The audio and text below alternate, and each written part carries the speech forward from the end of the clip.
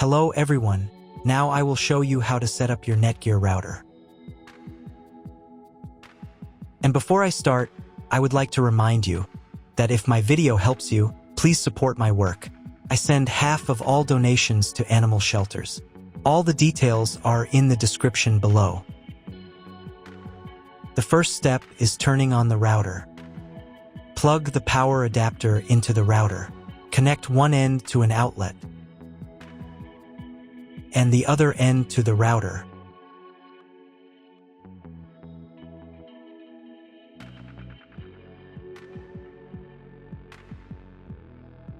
Then press the power button.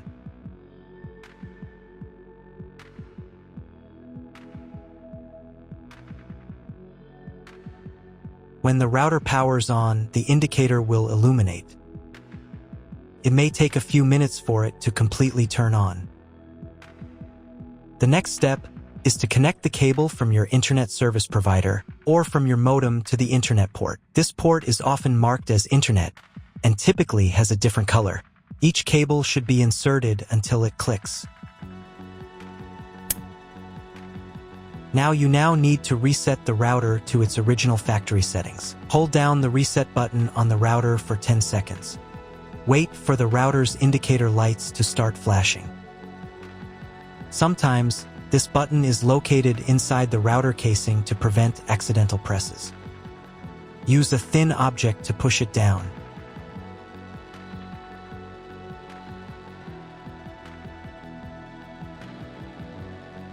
The router will reboot, and all the settings will return to their factory defaults.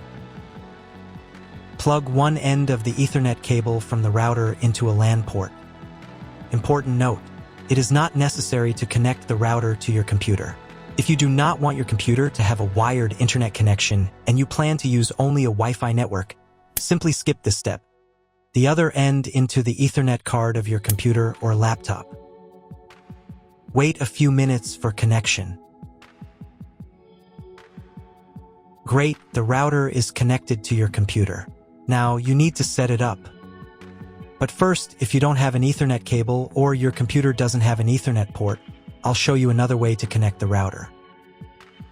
All you need to do is connect the router with the power adapter and the cable from your internet provider. This will enable Wi-Fi. If your router is new, the name of your Wi-Fi network will be the same as the name of your router. Your router has its own Wi-Fi network name and password that is printed on a label. Connect to it. Great, you've connected to the router. Now let's start setting it up. First, open your browser and go to the URL that you see on the screen. Use the address bar instead of the search bar.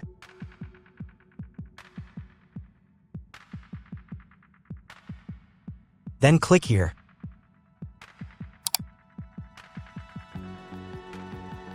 Read NETGEAR terms and conditions and click I agree button. And click next. Click next again. If your router settings do not look like mine, it means that your router has a different firmware. I made a video for every firmware type. You can find all the links in the description down below. The first thing you need to do is set up a new password. The admin password is used to log in to your router's web interface. Pay attention to the password requirements. Write your new password in the first field and duplicate it in the second field.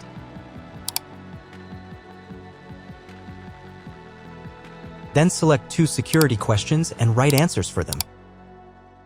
You need them just in case you need to reset the admin password in the future.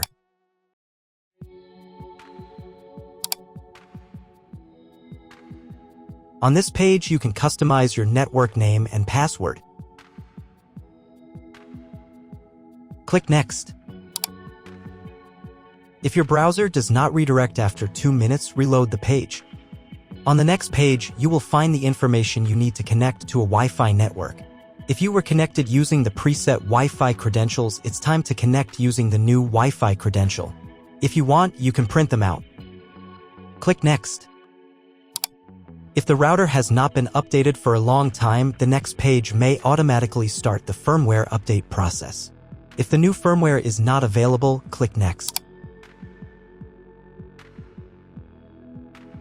After updating the firmware, you may be redirected to the NETGEAR website where you can register your router. If you want to, you can do it. I'm just going to close this window because I'm not going to do that.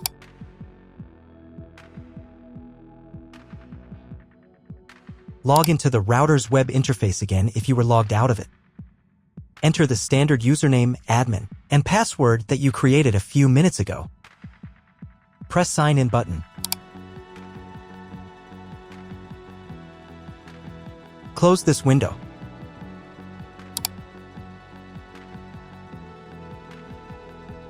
In the top right corner, you can change the language of the router's website interface. To get the internet, go to Advanced. Setup Wizard.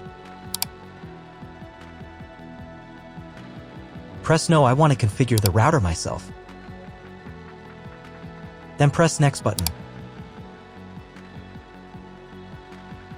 On the following page, select Internet Settings. In most cases, there are two options: connection with and without a login. Almost always, your internet connection will not require a login. You can find all of this information in the contract you have with your internet service provider. If your internet connection does not require you to log in, or if you do not know whether logging in is required or not, select No.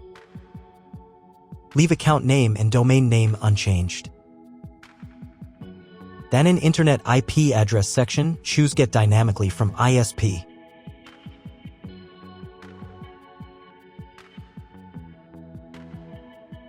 In the DNS section, select Get Automatically from ISP as well. You will need to clone the MAC address of the primary computer if your ISP only allows internet access to a specific MAC address. Select Use Default MAC Address.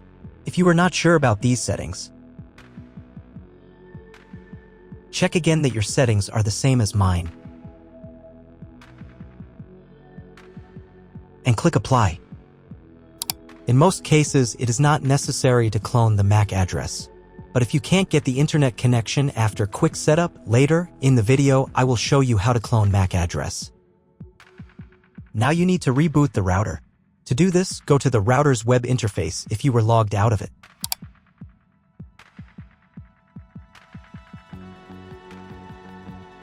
Go to Advanced. Advanced Home. Click on the Reboot button. And click Yes. After restarting, wait a few minutes and try Googling something. If it doesn't work, check all the cables. They must be connected properly. Then log into the router control panel again.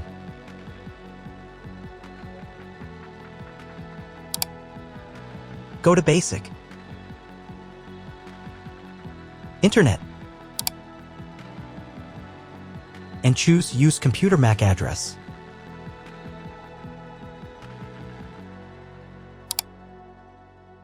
Click Apply button.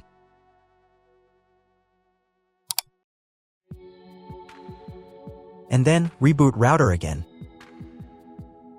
Go to Advanced. Advanced Home. Click on the Reboot button and click Yes. After the reboot, wait a couple of minutes and try to Google something again. That's all. If my video was useful, please support my work. I donate half of all donations to shelters. You can find more details in the description below.